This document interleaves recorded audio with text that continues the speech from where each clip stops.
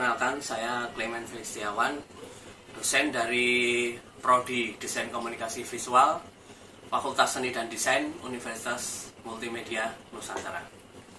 Pada kesempatan kali ini saya akan menjelaskan tentang materi perkuliahan saya, yaitu DKV 500 atau Sound Design, yang menjadi kompetensi utama saya. Nah, di sini akan saya perlihatkan tentang RPKPS dan modul perkuliahan yang saya bikin sendiri. Ya, jadi visi dan misi dari universitas kami seperti ini. Ya, ini tim dosen kami, ya, yang dikoordinatori oleh saya sendiri, dan ada 2 dosen lagi. Oke, pada dasarnya definisi dari mata kuliah sound design ini yaitu bahwa mata kuliah ini bertujuan untuk membuat mahasiswa mampu memproduksi kebutuhan akan sound, yaitu antara lain fule, sound effect, scoring atau background musik, voice over atau dubbing, jingle musik untuk proyek interaktif desain dan visual brand design. Mata kuliah ini juga bertujuan untuk meningkatkan kepekaan mahasiswa terhadap peranan penting dan pengaruh unsur sound dalam berbagai macam media visual. Nah, untuk capaian pembelajaran atau learning outcome-nya yaitu yang pertama, capaian pembelajaran lulusan atau CPL yang dibawakan kepada mata kuliah ini yaitu sesuai dengan level KKNI 6, itu CPL 2-nya mampu menerapkan atau C3 pengetahuan prinsip dasar desain komunikasi visual dalam praktik berkarya. CPL 8 mampu menciptakan C6 karya dan produksi desain komunikasi visual. Nah, capaian pembelajaran mata kuliahnya atau CPMK-nya, setelah lulus mata kuliah ini, iptek dan teori dapat digunakan pada profesi sound designer pada tingkat madya dengan kompetensi CPL 2 CPMK 1, yaitu mampu memahami dan menggunakan C3 prinsip dan teknik sound design dalam interaktif desain dan visual brand design. CPL 8 CMK 2, yaitu mampu menciptakan C6 sound yang sesuai dengan kebutuhan industri dalam proyek interaktif desain dan visual brand design. B3, sub capaian pembelajaran mata kuliah, sub CPMK-nya. CPMK 1, sub CPMK 1-nya ada, yaitu menganalisis C4 dan merekonstruksi C6 kebutuhan sound design pada berbagai proyek interaktif desain dan visual brand design. Sub CPMK 2, itu membandingkan C2 dan menganalisa C4 perbedaan dan jenis-jenis penempatan mikrofon dalam perancangan sound design. CMK 2-nya, sub CMK 3, membuat C6 fule yang dibutuhkan pada proyek-proyek interaktif desain dan visual brand design. Sub CPMK 4, membuat C6 sound effect atau S-effect yang dibutuhkan pada proyek interaktif desain dan visual brand design. Sub CPMK 5, itu membuat C6 dubbing dan pengaplikasiannya dalam proyek interaktif desain dan visual brand design. Sub CPMK 6, membuat C6 scoring dan mengaplikasikannya dalam proyek interaktif desain dan visual brand design. Sub CPMK 7, menggunakan C6 software audio dalam editing sound design dan proyek interaktif desain dan visual brand design. Sub CPMK 8, memproduksi C6 sound dan berperan sebagai seorang sound designer. Dan ini adalah bahan-bahan sumbernya, informasi dan referensinya baik dari buku dan dari video-video pendamping yang kami bikin sendiri, kami buat sendiri. Nah, ini adalah kegiatan dari tiap minggunya ya. Dan pada hari ini kebetulan sudah memasuki minggu ke-12 ya, yang nanti akan saya praktekkan dalam kelas hybrid, yaitu yang pertama adalah monitoring, balancing, dan mixing preparation ya. Jadi di mana mereka akan melakukan monitoring sama selama ini yang produksi sound yang telah mereka produksi, dan akan melakukan balancing untuk mempersiapkan mixing preparationnya. Oke, jadi begitu, ini tadi sedikit gambaran tentang mata kuliah yang menjadi kompetensi saya, yaitu mata kuliah DKV 500, yaitu mata kuliah sound design untuk peminatan interaktif desain dan visual brand design. Terima kasih, kita langsung menuju ke kelas. Terima kasih. Hari ini saya akan mengatakan sebuah kuliah secara hybrid, di mana di sini ada sekitar 12 mahasiswa dan sebagian besar ada di rumah dari 40 mahasiswa kelas ini.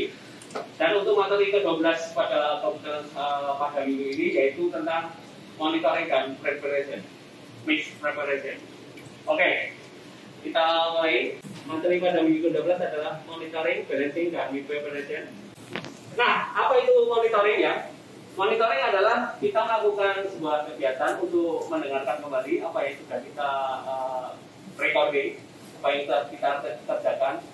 Dimana untuk proyek UAS kemarin yaitu adalah iklan layanan masyarakat, itu kita sudah memproduksi beberapa materi sound. Nah, untuk secara monitor sendiri, itu adalah sebutan bagi alat yang sering dipakai untuk melakukan monitoring atau mendengarkan kembali. Ya. Jadi aktivitas perekaman dan monitoring jelas terhubung dengan teknologi. Nah, teknologi apa yang ada di awal-awal di sini? Yaitu adalah pertama ditemukan oleh Thomas Alva Edison. Ya. Alat ini digunakan untuk mendengarkan kembali rekaman suara yang ia lakukan, yaitu yang disebut sebagai fonograf. Adalah nama populer dari alat monitor ini ya. Itu ditemukan di tahun 1877. Oke, kalau kalian ingat Thomas Alva Edison ini penemu apa ya? Nah, ya. Tapi kenapa dia lebih terkenal menemukan lampu dibandingkan dengan menemukan fonograf ini? Ini sebagai sebuah kesadaran, memang dari dulu orang kurang kesadaran akan hal bunyi. Mungkin efeknya pada saat itu lebih dibutuhkan lampu, sehingga dia sebagai penemu fonograf tidak sepopuler ketika beliau menemukan lampu ini. Oke. Nah ini ya, jadi pada tahun 1972 baru ditemukan apa yang disebut sebagai monitor audio ya, atau studio monitor, speaker yang kita sering untuk mendengar di lab itu. Nah, jadi ini beberapa contoh model bentuk ya dari JBL ya di tahun 1971. Itu beberapa bentuk speaker yang dibentuk atau memang di eksplorasi untuk mencari ruang akustiknya untuk penyampaian monitor sebaik mungkin, seperti itu. Nah ini beberapa contoh-contoh speaker ya. Jadi ada speaker yang sangat konvensional ditemukan di 1977 sampai di tahun 2008 sampai home theater seperti yang kalian sering dengar di rumah itu ketika menyiarkan sinema di rumah menggunakan 5.1 sampai 7.1 dan sekarang sudah teknologinya ke Dolby Atmos seperti itu. Nah, yang berikutnya setelah kita memonitoring ya, tadi setelah kita mendengarkan kembali itu kita ke tahapan berikutnya yang disebut balancing. Nah, apa itu yang disebut balancing? Ya, berarti harus imbang. Tapi bukannya imbang itu terus harus semua volume itu harus sama sebetulnya ya. Terus harus semuanya flat, terus semua sama enggak. Tapi imbang di sini yang dimaksud itu adalah sesuai dengan kebutuhan suara itu sendiri. Nah, begitu juga dalam iklan layanan masyarakat yang akan menjadi proyek UAS kalian nanti, ya. Di situ kan di mana misalnya pembukaannya menggunakan BGM atau scoring. Ya dia suara BGM atau scoring yang dulu yang lebih besar. Nah, ketika narasi atau voice over-nya masuk, itu baru di situ bisa kalian tingkatkan suaranya, kalian dominankan. Nah, berarti yang BGM tadi yang turun, voice over-nya naik. Nah, ketika misalnya nanti secara storytelling itu dia ada adegan yang untuk penekanan suara dia sedang lari atau loncat atau melakukan aktivitas apa untuk pulih, nah itu pulihnya yang dinaikkan. Nah itu yang disebut balancing ya. Nah kalau kalian lihat di buku sound design itu yang sudah kita share PDF-nya di e-learning, itu juga bisa kalian lihat bahkan tabel materi suara itu sama second-nya. Jadi second ini materi suaranya apa saja, second ini materi suaranya itu untuk mendirect atau sebagai guide ketika kalian melakukan balancing ini. Berikutnya. Nah, ini tahapan berikutnya adalah mixing preparation ya. Nah, apa itu mixing preparation? Fase ini adalah menyiapkan data agar siap di mixing. Jadi setelah di balance tadi, otomatis sudah kalian siapkan secara data. Maksudnya menyiapkan data ini adalah termasuk ordering, terus penamaan sumber bunyi itu apa aja, source-nya dari apa. Itu kalian siapkan untuk melakukan mixing preparation ini. Oke. Dalam fase ini kita harus jeli memonitor bunyi. Di antara memonitor ada noise atau enggak pada track itu, terus tracknya ada rusak atau enggak, ya, terus ada bagian yang kosong atau enggak. Nah itu harus kalian lakukan sebuah editing pada sini sebelum kalian melakukan mixing preparation ini. Jadi kita sedikit melakukan review minggu yang lalu. Minggu lalu materi kita adalah pulih ya. Oke, Masih ada yang ingat nggak apa itu bule? Yang di rumah masih ingat apa itu bule? Siapa penemu bule? Ayo kita review dulu. Nah, kalau yang materi ini hari ini saya tanyakan masih nggak bisa. Apa itu bule? Ya, silakan. Bule itu kayak pembuatan suara yang kayak pakai misalnya itu kuda gitu bisa pakai anak gitu. Oke, ya. Jadi bule itu adalah pembuatan suara semirik aslinya. Misalnya footstep ya. Misalnya saya jalan dari sini ke sana. Nah ini kalau secara langsung kan nggak boleh dengar dari sana ya. Tapi kalau ini adegan horor lah, misalnya adegan horor, buat saya gini-gini ya, atau saya misalnya perampok atau ya. Nah, kalau suaranya bening kan visualnya nggak kuat. Makanya butuh dikasih bule di langkah-langkah saya ini. Nah, misalnya saya berjalan di atas kayu tua gitu, atau gimana. Jadi bule yang ditemukan oleh John Bule pada saat itu kan sejarahnya dulu adalah karena pada saat itu film itu masih film bisu. Jadi teknologi perekaman itu lebih dulu ditemukan visual daripada suaranya. Makanya ketika melakukan pemutaran dari yang direkam itu visual, itu suara diisi langsung, baik musiknya maupun dialognya. Pada sampai minggu ke-12 ini kan kalian mungkin sudah ada yang memproduksi bule ya. Nah, bagaimana pengalaman kalian? Apakah perekaman kalian sekali jadi atau berulang-ulang? Gimana? Berulang-ulang Pak. Berulang ya? Kenapa itu? Kalau diceritakan experience-nya, pengalamannya, kenapa kok bisa berulang-ulang? Kalau saya suka ada noise yang nggak disengaja gitu atau yang nggak diduga gitu. Oke, ya. Karena rekamnya di rumah gitu kan Pak. Oke, merekam di rumah, jadi ada bocor noise, ada suara-suara yang kadang kita baru merekam, mama kita lewat atau apa ya gitu ya, anjing kita gonggong atau apalah ya, atau tiba-tiba ada ereking lewat, gitu ya. Nah, itu yang baru di rumah. Terus ada pengalaman lagi yang betul apa? Yang waktu merekam di rumah. Makanya saya sarankan carilah tempat-tempat yang representatif untuk merekam ya. Merekam yang paling ideal itu misalnya itu ketika jam-jam tertentu, otomatis beberapa mahasiswa itu sampai nggak tidur karena mereka merekam itu menjelang subuh gitu ya, semuanya udah tidur, jalan mungkin rumahnya tepi jalan raya ya, jalan di depannya masih sepi gitu ya. Terus ada juga yang di dalam lemari ya, ada juga yang sampai mendirikan kasur ya untuk sebagai peredam di ujung ruangan dan lain sebagainya. Terus kalau yang punya mobil juga ada yang rekaman di dalam mobil. Karena mobil itu secara organologi musiknya sangat ideal ya. Jadi kalau mau ngetes musik, kalau produksi musik, itu salah satu tempat testernya ya di dalam mobil. Itu baru mendengarkan, begitu juga merekam. Jadi beberapa teman kemarin sukses merekam ketika mereka menggunakan tips and tricks yang sudah pernah kita berikan, gitu. Jadi bisa di dalam mobil atau jam-jam tertentu atau ruangan-ruangan tertentu sampai di dalam lemari. Ya. Itu baru keempat ya. Belum yang kedua, masalah penggunaan HP kita sebagai alat rekam. Ya. Kita kan kemarin menganggap HP kita itu sebagai mic ya. Jadi yang perlu diketahui itu tempat mic-nya di mana.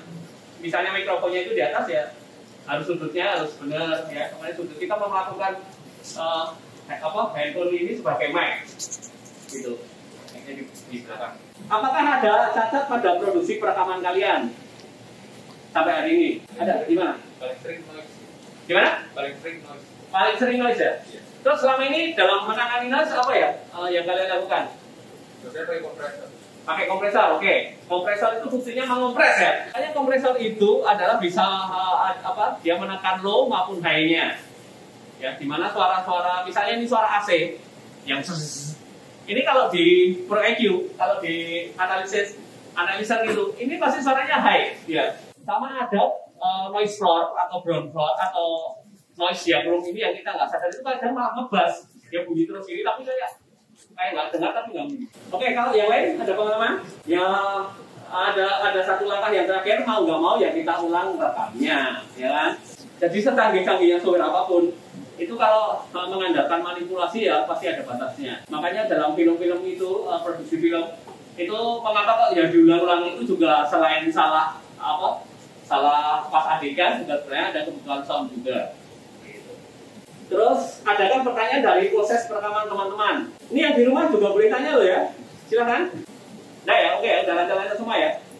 Oke, sebagian besar sudah menguasai software digital audio session masing-masing untuk melakukan perekaman. Nah, dalam fase produksi monitoring biasanya dilakukan untuk mengetek file yang direkam. Jadi saran saya, kalau merekam itu ya sebaiknya berulang-ulang. Jangan cuma sekali rekam, puas, sekali ulang, jangan. Oke, jadi dalam post monitoring sangat berguna untuk fase mixing preparation-nya, jadi persiapan mixingnya, balancing maupun mixingnya sendiri. Dalam mendengarkan sesuatu itu jangan terus berjam-jam. Sini ada gamer nggak? Ada yang main gamenya berjam-jam nggak? Pakai itu. Itu biasanya fase-fase 1-2 jam masih asik ya. Tapi udah 3 jam, 4 jam, 5 jam, itu telinganya nggak denger apa-apa loh. Nah begitu juga ketika melakukan post-pro ini, sebaiknya kita juga harus mengistirahatkan telinga kita, ya. Kan telinga itu sangat kompromis ya, nggak bisa menolak. Beda dengan mata. Ya, jadi kalau mata itu kena sinar matahari yang bisa nutup kena debu, telinga itu membuka terus ya. Jadi dia suara selama atau sekuat apapun ya diterima terus. Nah ini makanya kesadaran itu sudah penting. Bagaimana cara monitoring? Jadi setiap orang yang itu memiliki caranya sendiri ya untuk melakukan monitoring. Salah satu cara yang bisa kita lakukan dalam monitoring itu antara lain misalnya kita mencari referensi, ya. Jadi referensi itu penting. Tapi pikir kalian calon desainer pasti tidak sudah tidak heran lagi dengan masalah referensi ya, apapun itu. Referensinya ya otomatis produksi audionya. Misalnya untuk tugas individu lah, yang komposisi. Itu kalau kalian membuat sebuah komposisi yang misalnya itu mau jenisnya musiknya pop, rock atau apa ya, kalian mencari musiknya juga seperti itu. Itu menjadi referensi, itu bakal kalian dengarkan nih. Oh, ini penggunaannya chordnya gini ya, bass chordnya. Oh, penggunaannya instrumennya itu apa saja sih? Oh, itu ada biola, ada gitar, ada flute, ya, ada cymbal, ada bassry dan lain sebagainya, ada harpa. Nah, itu bisa menjadi referensi penggunaan alat instrumen yang akan kalian gunakan juga. Lagu itu kan adalah menyampaikan sebuah persuasi lewat suasana. Jadi kalau kalian mendengarkan sebuah lagu, itu pasti bisa juga teringat oleh sebuah tempat dan waktu tertentu lah. Lagu itu energinya sangat kuat loh. Apalagi lagu-lagu yang mengingat sebuah kenangan-kenangan atau memori apa, atau pada kisah seseorang, misalnya kalian dulu sama mantan-mantan kalian suka dengar apa. Nah, pasti kalau dengar mau berani taruhan berapa kalian pasti ingat kok. Itu nggak dijumpai pada visual loh. Itu mungkin kalau kalian sebagai calon desainer silahkan dicoba sendiri. Ketika kalian melihat kekuatan visual sama kekuatan lagu lah. Lagu energinya sangat kuat loh. Makanya dia nggak heran adanya lagu-lagu untuk terapi ya, untuk healing, untuk relaksasi, untuk yoga. Banyak lah fungsinya. Nah makanya salah satu tujuan dari mata kuliah sound design ini menumbuhkan kesadaran kalian akan bunyi-bunyian juga ya. Jadi monitoring pada fase mixing preparation ini, pada fase ini kita harus mendengarkan audio kita dengan detail, ya. Makanya telinganya harus fresh itu karena kita harus dengar dengan detail untuk memastikan apakah file kita itu ada yang rusak apa enggak. Terus, nah ini yang jadi musuh utama kalian. Noise menjadi pertimbangan utama dalam fase ini. Ya. Masing-masing track harus diperiksa satu-satu. Ya, tapi cuma dalam produksi sound ini kita harus peka terhadap noise ini karena itu kalau memang mengganggu ya harus dihilangkan. Nah, dalam balancing bagaimana cara melakukan monitoring? Ya. Jadi balancing adalah tahap penyetaraan atau menyeimbangkan bunyi. Tujuannya agar pendengar merasa nyaman dengan bunyi yang ia dengarkan. Nah, makanya harus nyaman. Kalau itu tadi noise itu nggak nyaman, ya harus dihilangkan. Karena indikatornya nyaman ya. Masalah kenyamanan secara ideal kan adalah ya, yang intinya ya musik yang dikeluarkan oleh sebuah perusahaan rekaman atau film yang sudah di launching atau apa pasti itu ada standar kenyamanan yang bisa dinikmati bareng-bareng. Karena dalam desain komunikasi visual ini kan gunanya sound itu untuk menyampaikan persuasi juga, menyampaikan solusi desain kalian. Yang otomatis harus bisa diterima oleh audiens sebaik mungkin. Ya kalau nanti UAS ini proyeknya adalah iklan layanan masyarakat. Nah, gimana menyampaikan pesan-pesan kepada masyarakat ini biar tersampaikan dengan baik ketika produksi soundnya juga nggak baik kan gitu. Misalnya kalau dalam musik juga, kembali lagi ke musik, itu misalnya suara gitar jangan sampai lebih dominan daripada vokal. Nah, dalam melakukan balancing perlu diperhatikan volume dan panning yang khusus ya. Jadi kalau kalian buka kemarin Studio One ya, itu kan ada fader pada mix, yaitu harus kalian atur panningnya supaya balance di situ ya. Terus panningnya yang kanan kiri. Ya misalnya kalau gambarnya itu grup band lah. Apa band apa? Misalnya 4 orang. Ya kalian tahu. Ya. Apa? Wah, Green Day itu 3 orang ya Pak ya? Oke, itu malah 3 orang, lebih minimal saya. Oke, Green Day 3 orang. Misalnya 3 orang ya. Itu kan ada gitar vokal ya, ada bass, ada drum. Nah, kita itu kalau bayangin panning, mana yang kiri, mana yang kanan, mana yang depan, mana yang itu bayang kita saat melihat Green Day konser ya. Jadi kalau kita melihat Green Day konser, melihat mereka di panggung, itu mana yang ada di kiri, mana yang ada di kanan, mana yang ada di belakang, mana ada yang di depan. Nah, itu formulasikan pada saat kalian memainkan pada saat mixing. Coba kita dengarkan, udah kayak konser belum? Ya musik yang kita bikin. Nah itu, memang rumusan dalam mengatur sound ya nggak kayak matematika ya, 1 tambah 1 2 enggak. Cuma yang harus kita latih adalah rasa kita. Jadi yang mau eksekusi kita mau geser berapa persen, mau menaikkan suaranya berapa dB, itu rasa kita. Nggak ada rumus 1 tambah 1 1 itu nggak ada. Karena karakter yang kita rekam itu beda-beda. Nah, untuk melakukan balancing nanti juga bisa kalian lihat di video pendamping ya. Balancing yang dilakukan di fader channel sama balancing yang dilakukan di track automation-nya. Silakan dilihat, nanti dipraktekkan. Kalau tidak jelas bisa asistensi secara kelompok maupun individu maupun di breakout room. Nah, yang berikutnya adalah automation. Nah, ini sebenarnya adalah fase-fase yang disediakan fasilitasnya oleh sebuah teknologi ya. Jadi dalam proses balancing ada bagian penting yang disebut dengan automation. Ya. Jadi automation adalah saat kita perlu melakukan perubahan volume atau panning pada bagian tertentu saja. Nah, misalnya pada iklan kali tadi, mungkin awalnya adalah orang lari-lari. Berarti kan volume-nya perlu dimunculkan ya, lari, habis itu dia ngobrol sambil ternganga. Nah, berarti kan justru yang voice over-nya perlu dinaikkan. Nah, adanya perubahan-perubahan pada fasenya berjalannya sebuah visual dan sound itu bisa memakai automation ini ya. Nah, alat untuk monitoring ya, yang sudah saya sebutkan tadi itu adalah sebuah media untuk menyampaikan suara sejujur-jujurnya. Ya, jadi kalau pakai speaker ya harus speaker flat, kalau pakai headphone gini ya headphone-nya harus flat. Ya. Nah, pada saat monitoring ini sebaiknya kita menggunakan speaker khusus ya untuk memonitor, atau istilah yang sering dipakai adalah flash monitor atau studio monitor. Jadi speaker ini akan membantu kita memberi gambaran seberapa kita harus memberi efek dan menaikkan volume. Nah, alat lain yang mungkin kita gunakan adalah headphone ya. Jadi headphone yang saya pakai ini. Nah, ini kalau ini hanya untuk kuliah headphone ini bukan headphone studio monitor ya. Beberapa headphone didesain ngebass atau bahkan memberikan reverb yang tinggi ya. Biar kesannya meruang. Nah, speaker jenis ini kurang optimal untuk digunakan mixing ya. Kayak headphone game itu juga kurang optimal untuk kalian melakukan mixing. Ada juga headphone khusus yang sering digunakan untuk monitoring ya. Biasanya disebut sebagai headphone monitor atau studio monitor headphone atau headphone monitoring. Ya. Ya, ini contoh-contoh dari headphone monitor. Ada Samsung, ada ISK, ada Toswell, ada Audio Technica, ya. Ada AKG dan sebagainya. Nah, ini yang speaker monitor, studio monitor ya. Ya, itu ada M Audio, ada ISK juga, ada KRK, AS Series, ada Adams dan sebagainya. Oke, mata baiknya terima kasih. Itulah materi kita hari ini. Dan selanjutnya kita lakukan praktek ya. Untuk kita mencoba memonitor, jadi nanti mungkin dicoba ada yang isi voice over, direkod di monitor. Oke, untuk itu semuanya kita lanjutkan dengan praktek untuk kelas kita hari. Terima kasih.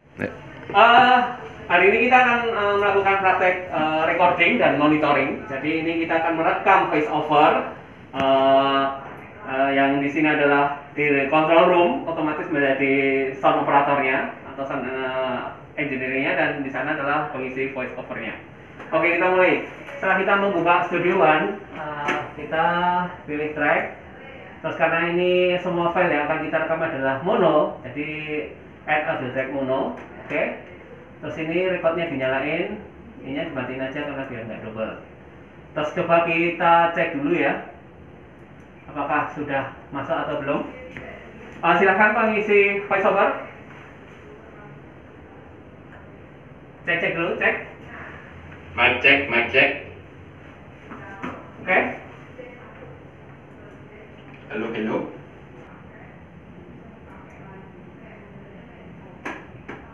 Oke, ngomong dulu. Halo, tes. Udah masuk ya. Ini udah masuk indikatornya.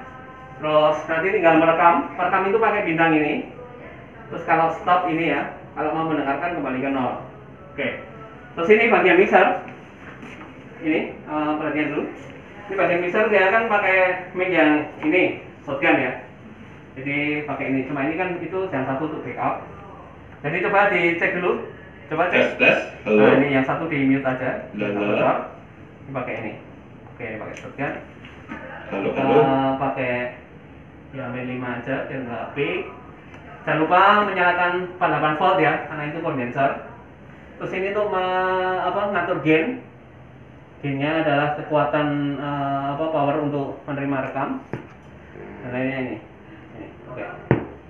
Oke. Terus kita sudah mulai rekaman. Silahkan mungkin direkam. Cara merekam ya, kamu PC dulu, terus itu dihitung 1, 2, 3 baru dia suruh ngomong. Ya silahkan.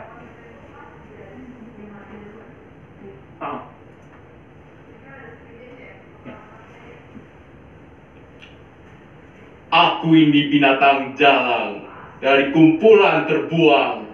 Biar peluru menembus kulitku, aku tetap meredam menerjang. Oke. Ini ya, kalau balik dari 0 ini. Nah, coba di play. Enggak ada suara tadi. Aku ini binatang jalang, dari kumpulan terbuang. Biar peluru menembus kulitku, aku tetap meredam menerjang. Nah, itu seakan-akan memang nggak nyala tracknya ini. Tapi nanti bisa dibesarin ya. Aku ini binatang jalang, dari kumpulan terbuang. Oke, ya. Biar Silahkan diulangi. Ya. Back 0. Back 0 ya. Itu kalau mau detail bisa detail. Itu. Terus biasakan diadakan penamaan track ya. Jadi ini klik 2, dikasih nama dulu, ini apa? Ya, siap ya. Siap ya.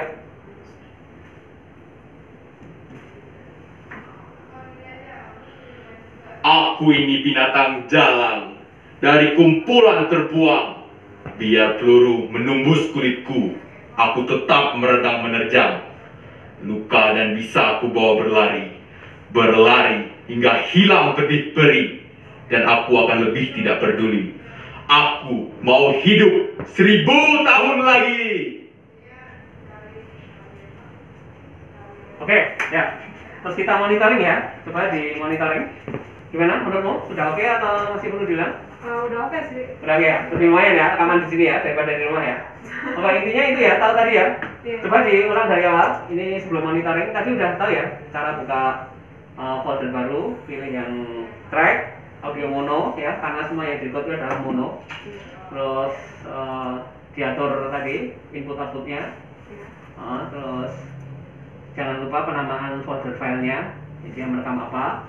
Terus ya udah tinggal merekam pakai bintang, baru kasih apa ya. Stop ini, stop play ini, terus kembali dari awal ini ya, 0 ya. Itu udah, nanti di monitoring kurang apa ya, nanti langsung ke post pro. Ini adalah tahapan perekaman. Oke gitu ya. Ya. Terima kasih. Terima kasih. Ya, oke.